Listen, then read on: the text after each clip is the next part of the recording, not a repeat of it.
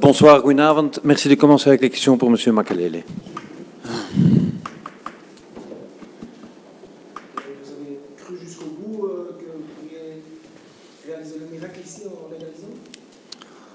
Cru jusqu'au bout, oui, c'est sûr, faut toujours être positif, dans la mesure où on perdait 15-0, donc il y avait la possibilité de revenir en fin de match, mais bon, on est tombé face à une équipe qui a une assise, hein, malgré qu'il passe un moment difficile, mais bon, ça reste Anderlecht, qui a une assise. Ils ont eu beaucoup plus d'occasions que nous, donc je pense que la victoire est méritée.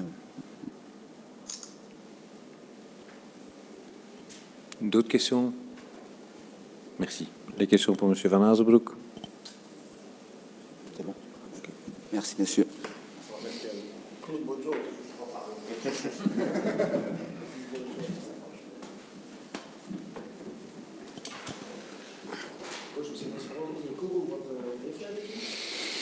Hij heeft een impact gehad op zijn been, waardoor dat, zijn knie wat overstrekt is. Dus het is afwachten. Het was heel pijnlijk. En, ja, we zullen moeten zien. Het is 3 dagen maar naar de match tegen Gent. Dus dat is heel kort natuurlijk. Maar you never know. We zullen zien. Het heeft niet gekraakt of niks. Dus dat is al een klein beetje geruststellend. Maar het zal toch wachten worden tot morgen, zelfs tot overmorgen, denk ik, vooraleer we definitief uitsluitsel krijgen over zijn situatie. Hij zo dominant zijn, toch zo moeten snakken naar een 15 jaar. Ja, nee, frustrerend. Ja. Het is voetbal, hè. Ik ben blij dat we 3 punten gepakt hebben, want dat was uiteindelijk de hoofdbedoeling. Het is natuurlijk jammer dat je niet naar de rust in gaat met 2 of 3-0, wat eigenlijk had gemoeten, hè, met de kansen die er waren. Dan had je een rustige wedstrijd gehad, dat je een rustige tweede helft gehad en nu weer een nerveus gedoe tweede helft, omdat je dan nog een aantal kansen krijgt die je niet afmaakt. En ja, dan moet er maar 1 keer een bal verkeerd vallen, dan kan je misschien in de problemen komen. Maar eigenlijk hebben we bijna niks weggegeven. De eerste helft, 1 schot van Leijen, denk ik dat Olivier goed afblokt. Maar voor de rest, ja, veel positieve dingen gezien. Veel initiatief in het begin, gedurfd gevoetbald, veel kansen afgedwongen. Die jonge gasten die zich goed geïntegreerd hebben in het team, die echt hun wedstrijd hebben gespeeld. Amouzou die zelfs beslissend is met zijn doelpunt. Leander vond ik fantastisch vannacht. Het was lang geleden dat hij nog eens achteraan had gespeeld. Door de omstandigheden met Kara ja, moest ik hem achteruit trekken. Maar oké, hij heeft echt ongelooflijk goed gespeeld. Dat is ook een pluspunt voor mij, omdat we niet vergeten dat we 8 doelpunten hebben gepakt in de laatste 2 matchen. Het had er zelfs nog meer kunnen zijn. Dus nu hou je er 0, geef je weinig weg.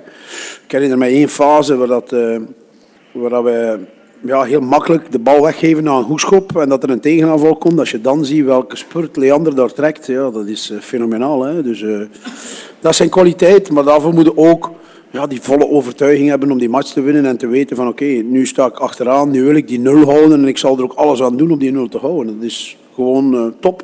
Hij was top vandaag. Het is voor mij terug een aangenaam feit. En ik denk dat als Martinez deze match gaat herbekijken, dat het ook voor hem een heel aangenaam feit zal zijn.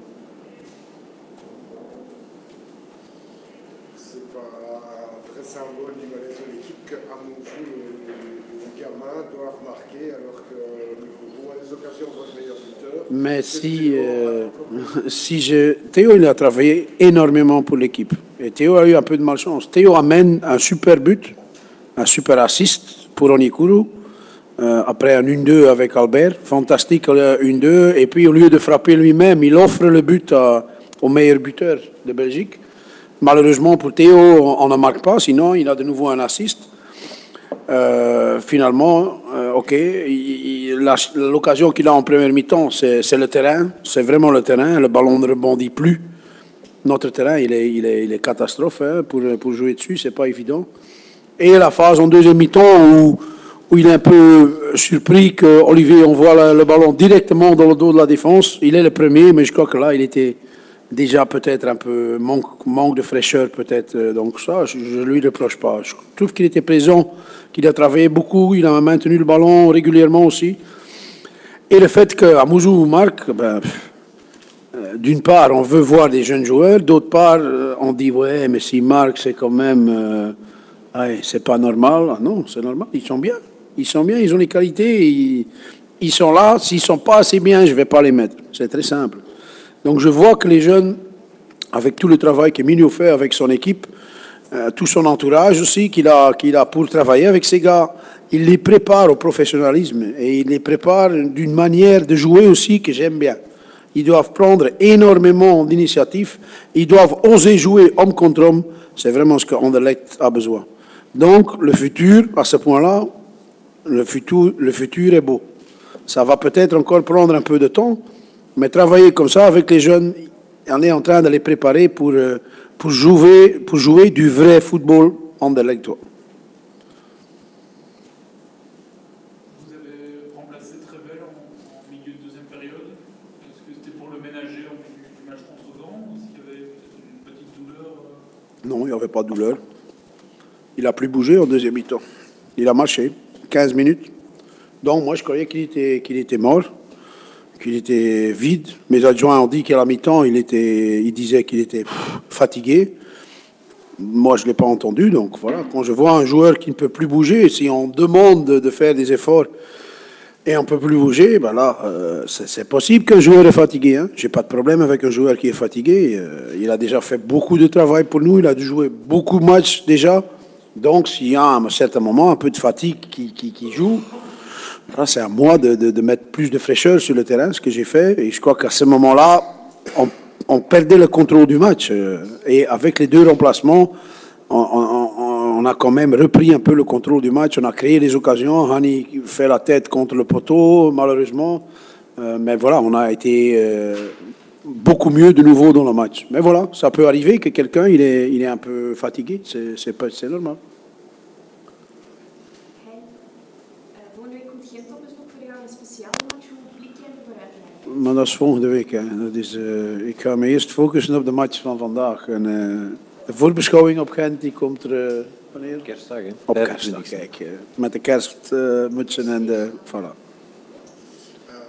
Est-ce que Hani, justement, il ne fait pas aussi les coups de malchance, peut-être sur le poteau? À Bruges, on a l'impression qu'il trébuche un peu juste au moment où le ballon arrive chez lui. C'est la chance, c'est la tête. Je crois que quand on revoit tous les buts, toutes les actions dangereuses qu'on a fait, je crois que Sofiane, il est beaucoup dedans. Beaucoup, avec des assists, avec des préparations. Malheureusement pour lui, maintenant, la finition lui manque un peu. Je me rappelle des ballons contre Charleroi où il fait des bonnes infiltrations et la frappe ne suit pas, il hésite un peu. Donc c'est dans la dernière action que, pour le moment, il y a un peu de doute. C'est pour cette raison-là aussi que je l'ai gardé sur le banc pour commencer, en espérant que peut-être, avec un peu de fraîcheur à la fin, il pourrait rentrer et avoir plus de succès. Mais déjà maintenant, je trouve l'effort qu'il fait pour aller chercher ce centre qui est en fait peut-être un peu trop loin. Vraiment, il va le chercher très très très loin et la tête qu'il met, c'est super. Malheureusement pour lui, c'est poteau et ça sort. Ça peut être à l'intérieur du poteau et rentrer. Et là, il n'y en a pas beaucoup qui vont le mettre, ce but-là. Là, en plus, si on suit, là, si mon attaquant ou mon meilleur buteur suit, on a marqué un deuxième but aussi, mais c'est le défenseur qui suit, c'est pas notre attaquant qui suit. Donc là, c'est des phases qu'on doit être vraiment plus alerte et plus vif. Laatste vraag, dernière question. Hey, naam die we de laatste weken niet meer noemen, maar die het nooit uitgaat bij jou, is Gerkes. Kun je eens uitleggen waarom je... Het was vandaag een beetje jammer hè, voor Pieter, want Pieter ging normaal terug hoger spelen, ging veel in de box kunnen komen. Pieter is iemand die altijd in de gevarenzone komt. En dat hebben we een beetje gemist, hè, want de tweede helft was hij vaak, of Sofiane de man die de voorzetten bracht, en dan had je bijna geen aanwezigheid in de box. En als je met Gerkes speelt, in steun van uw spits, ja, dan heb je toch minstens één iemand die er ook bij is altijd in de box en die altijd voor gevaar kan zorgen. Nu valt na Najar, na Apia, na Kipchu, nu ook nog een keer Bruno ziek uit. Vanmiddag om 5 uur, plotseling ja, voelde hij zich zo slecht dat hij niet kon. Dus ja, dan heb je 4 rechterflanken die je kwijt bent. Ja, dan heb ik Pieter moeten opofferen om daar te gaan spelen. Dat is niet zijn beste of zijn lievelingspositie. Maar hij heeft keihard gewerkt, heeft dat gedaan voor het team.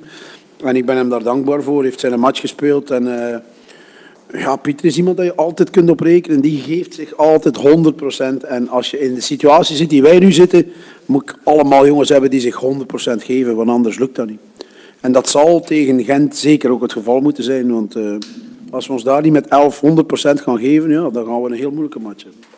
Oké, dank u wel. Merci beaucoup. Hartstikke.